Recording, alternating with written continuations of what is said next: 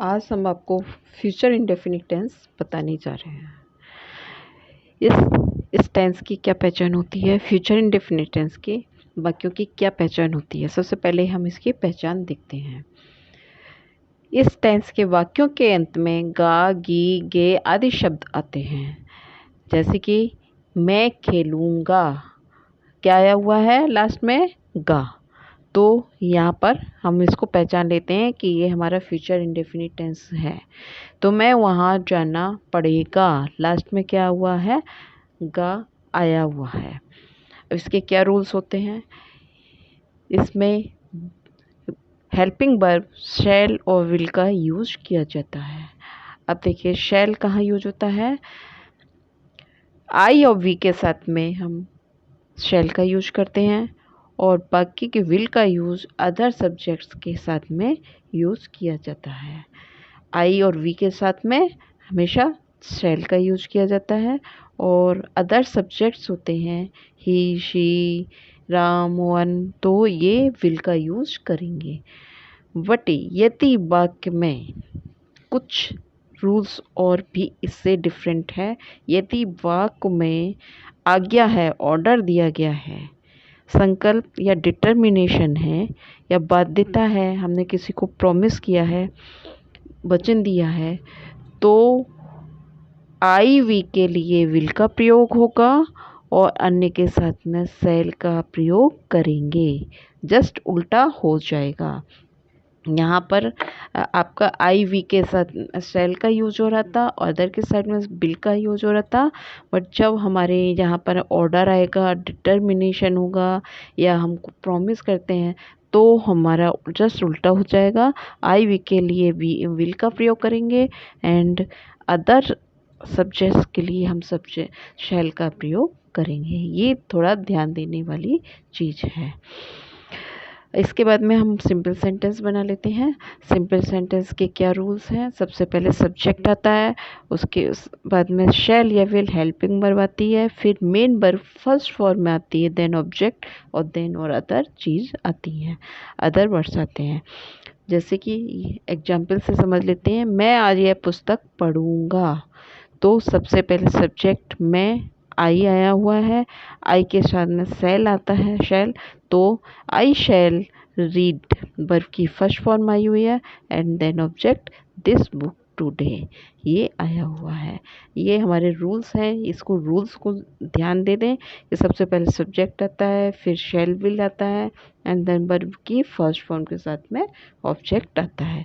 तो हम आसानी से सिंपल सेंटेंस बना लेते हैं। इसके बाद में हम बनाते हैं नेगेटिव सेंटेंस। नेगेटिव सेंटेंस के क्या रूल्स होते हैं, सबसे पहले इसमें सब्जेक्ट आता है, फिर shall will and then not का यूज किया जाता है। नेगेटिव सेंटेंस कौन से होते हैं, जिसमें नहीं और नॉट का यूज किया जाता है। तो सबसे पहले सब्जेक्ट आता है, उसके बाद में शैल और विल आता है and then not, then verb की first form and then object और अदर आते हैं।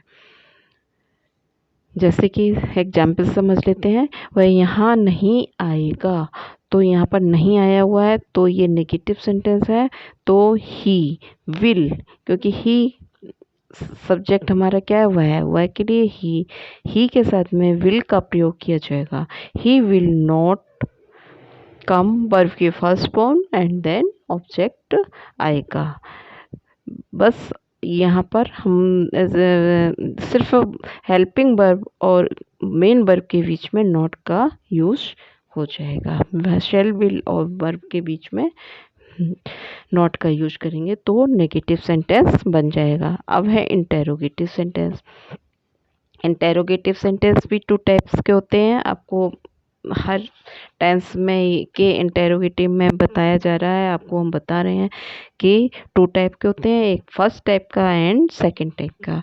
फर्स्ट टाइप के वो होते हैं जिसमें आंसर यस और नो में होता है, या और जहाँ पर सेंटेंस के स्टार्ट में इंटेरोगेटिव वर्ड यूज किया जाता है। इंटेरोगेटिव वर्ड जैसे कि क्या राम क्रिकेट खेलेगा, तो यहाँ पर क्या स्टार्ट हुआ है, क्या हमारा सेंटेंस इंटेरोगेटिव वर्ड से यूज हुआ है।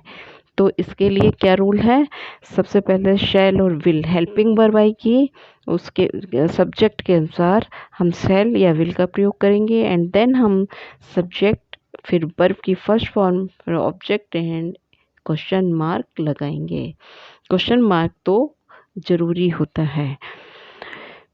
देखिए एग्जाम्पल समझते हैं क्या है, क्या राम क्रिकेट खेलेगा, तो इसमें देखिए क्या दिया गया है। अब सबसे पहले क्या आया हुआ है, तो हमको हेल्पिंग वर्ब शैल या विल सब्जेक्ट के अनुसार लगानी पड़ेगी। सब्जेक्ट क्या है यहाँ पर हमारा, राम, तो राम विल, राम के साथ में क्या आएगा, विल, तो विल राम प्ले, वर्ब की फर्स्ट फॉर्म प्ले क्रिकेट, क्या है, will Ram play cricket and question mark आएगा। क्या हुआ है यहाँ, कभी नहीं आएगी, तो इसमें क्या आया हुआ है, कभी नहीं, कभी नहीं के लिए क्या आता है, नेवर।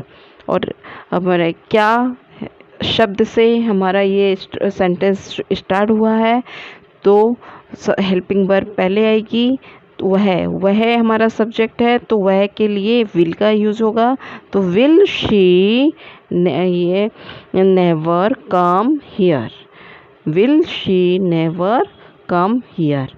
सबसे पहले हेल्पिंग वर्ब आया, देन सब्जेक्ट आया, देन हमारा नॉट, कभी नहीं के लिए नेवर आ गया, तो नॉट का यूज़ नहीं किया जाएगा।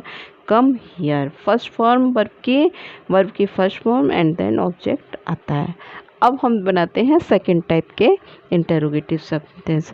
इन सेंटेंस में की पहचान पहले भी बताई है, आज हम फिर बता देते हैं आपको कि जो इस सेंटेंस के वाक्यों में इंटेरोगेटिव वर्ड बीच में आता है, वह आज क्या खाएगा, तो यहाँ पर देखिए क्या आया हुआ है, क्या शब्द इंटेरोगेटिव वर्ड है जो बीच में आया हुआ है। तो इसके लिए हमको सबसे पहले WH वर्ड यूज़ करते हैं। WH वर्ड आपको पता ही होगा, व्हेन, वेयर, वाई, विच, जो WH से स्टार्ट हो इंटेरोगेटिव वर्ड यूज होते हैं, स्टार्ट होते हैं, वो वर्ड आते हैं। और then shall will helping verb आएगी एंड सब्जेक्ट वर्ब की first form then object and question mark आएगा। तो वह आज क्या खाएगा, तो क्या क्या आता है, वाट विल, सब्जेक्ट के अनुसार सब्जेक्ट क्या है, ही, वह के लिए आया ही के साथ में विल का यूज करेंगे। What will he eat, verb की first form today and question mark, what will he eat today question mark, वह यहाँ क्यों नहीं आएगी, ये हमारा इंटेरोगेटिव प्लस नेगेटिव सेंटेंस है। तो यहाँ पर देखिए बीच में क्यों आया हुआ है इंटेरोगेटिव वर्ड, तो क्यों के लिए होगा वाई, सब्जेक्ट मेरा वह है, तो आया शी, ये आएगी है ना, तो शी विल, तो why will she not come here, will और वर्ब के बीच में हम नॉट का यूज़ करते हैं। Why will she not come here and question mark. इस तरह से हम देखते हैं, हम तीनों तरह के sentence, simple sentence, negative sentence, interrogative sentence के रूल्स और पहचान समझ लेते हैं।